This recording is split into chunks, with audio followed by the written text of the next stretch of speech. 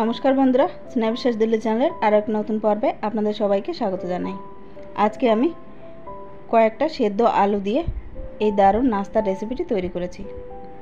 তো বন্ধুরা, সম্পূর্ণ ভিডিওটি স্কিপ না করে দেখার অনুরোধ রইল। আশা করি আপনাদের সকলের ভালো লাগবে। আর যদি ভালো লেগে থাকে তাহলে অবশ্যই একটা লাইক করার অনুরোধ রইল। আপনার করা একটা লাইক আমাকে নেক্সট ভিডিও তৈরি করার জন্য অনেক বেশি মোটিভেট করে। তো চলুন বন্ধুরা, কথা না বাড়িয়ে রেসিপিটি শুরু করা যাক। সেদ্ধ আলু দিয়ে মজাদার এই নাস্তা তৈরি করার জন্য সবার প্রথমে আমি এখানে একটা প্লেট নিয়ে নিয়েছি আর নিয়ে নিয়েছি কয়েকটা সেদ্ধ করা আলুগুলো আমি আগে থেকে সেদ্ধ করে নিয়েছিলাম। এবার একটা গ্রেটারের সাহায্যে এভাবে আলুগুলোকে গ্রেট করে নিচ্ছি। আপনাদের কাছে যদি আলু ম্যাশ করা ম্যাশার থাকে তাহলে সেটা দিয়েও এই কাজটি করে নিতে পারেন। আর হাত দিয়ে চটকে নিলেও হবে। সেক্ষেত্রে খেয়াল রাখতে হবে যেন আলুর ভেতর কোনো প্রকারের লাম্পস না থাকে। এরপর মন পছন্দ মতো যে কোনো সবজি এখানে অ্যাড করে দিতে পারেন। আমি কুচি করে কেটে নিয়েছি ক্যাপসিকাম, কাঁচা লঙ্কা, আর দিয়ে দিচ্ছি একটু গ্রেট করে আদা, সাথে দিয়ে দিচ্ছি বিনস কুচি এবং স্বাদ মতো লবণ দিয়ে দিলাম। আর দিয়ে দেবো চাট মশলা আর কিছুটা ভাজা মশলা।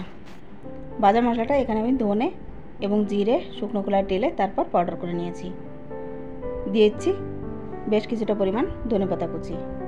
আর দিয়ে দিলাম বাইন্ডিংয়ের জন্য ব্রেড গ্রামস আর 2 টেবিল স্পুনের মতো দিয়ে দিচ্ছি কর্নফ্লোর। এইবার এই সব উপকরণকে আলতো হাতে একটু মেখে নেব। এই সমস্ত উপকরণের সাথে আরও একটা উপকরণ আমাদের অ্যাড করতে হবে, সেটা হলো বাদাম। আমি এখানে কয়েকটা ভাজা বাদাম নিয়ে নিয়েছি। আপনারা যদি কাঁচা বাদাম ইউজ করে থাকেন সেক্ষেত্রে বাদামটাকে একটু শুকনো খোলায় টেলে নিতে হবে। তা আমি যেহেতু ভাজা বাদাম ব্যবহার করেছি তাই বাদামগুলোকে একটু ক্র্যাশ করে নিচ্ছি। আর এই বাদামের উপরে যে লাল রঙের খোসাটা থাকে সেটাকেও ছাড়িয়ে নেব। তারপর এই আলুর মিশ্রণের ভেতরে বাদামগুলো দিয়ে দিচ্ছি। এইবার এই সব উপকরণ প্রথমে জল না দিয়ে বেশ ভালোভাবে একটা ডোয়ের মতো মেখে নিতে হবে। আর প্রথমে ভালোভাবে জল ছাড়া মেখে নিতে হবে। পরে যদি জলের প্রয়োজন পড়ে তাহলে অল্প একটু জল দিয়ে মেখে নিতে হবে। এই মিশ্রণটা যখন একটা ডোয়ের ফর্মে চলে আসবে তখন একটা পাত্র দিয়ে ঢাকা দিয়ে এটাকে 10 মিনিটের জন্য রেস্টে রেখে দিতে হবে। তো বন্ধুরা, ফিরে আসছি 10 মিনিট পর।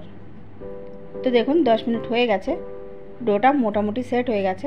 এবার হাতটা পরিষ্কার করে এর ভেতরে দিয়ে দিচ্ছি অল্প একটু সাদা তেলটা হাতে ভালোভাবে মেখে নিয়ে এবার এই ডো থেকে অল্প অল্প ডো নিয়ে নাস্তার শেপ দিয়ে নিতে হবে। তো নাস্তার শেপ দেওয়ার জন্য প্রথমে অল্প একটু লেচি নিয়ে নিয়েছি। তারপর এটাকে হাতের তালু দিয়ে গোল করে একটু চ্যাপ্টা করে নিচ্ছি। আপনারা লম্বা অথবা গোল বলের মতো যে কোনো শেপে তৈরি করে নিতে পারেন। তো বন্ধুরা দেখুন, আমি এখানে একটা নাস্তা তৈরি করে নিয়েছি। এই একইভাবে বাকি নাস্তাগুলোকেও কিন্তু তৈরি করে নেব। বন্ধুরা দেখুন, এখানে আমি একে একে সবগুলো নাস্তা তৈরি করে নিচ্ছি। এই নাস্তাগুলো কিন্তু ফ্রাই করার সময় দুভাবে ফ্রাই করা যায়। এক তো আমি যেভাবে ফ্রাই করেছি সেইভাবে, আর তাছাড়া বেসনের একটা ব্যাটার তৈরি করে তার ভেতরে ডুবিয়েও কিন্তু এই নাস্তাগুলো ফ্রাই করে নেওয়া যায়। তো আমি আজকে বেসন দিয়ে না, খুবই সিম্পলভাবে এই নাস্তাটা আর সহজভাবে তৈরি করতে যাচ্ছি। তাই এখানে নিয়ে নিচ্ছি 2 টেবিল স্পুনের মতো কর্নফ্লাওয়ার। এর ভেতরে দিয়েছি স্বাদ মতো লবণ আর অল্প একটু জল দিয়ে এই কর্নফ্লাওয়ার একটা মিশ্রণ তৈরি করে নেব। মিশ্রণটা যেন খুব বেশি ঘন না হয়, আবার খুব বেশি পাতলাও যেন না হয়। তো বন্ধুরা, এখানে মিশ্রণটা তৈরি করে নিয়েছি। এবার চুলায় একটা প্যান বসিয়ে দিলাম। প্যানের ভেতরে দিয়েছি সাদা তেল। আমি কিন্তু আজকে এই নাস্তাটা খুব বেশি ডিপ ফ্রাই করব না, তাই তেলের পরিমাণটা একটু কমই রাখলাম।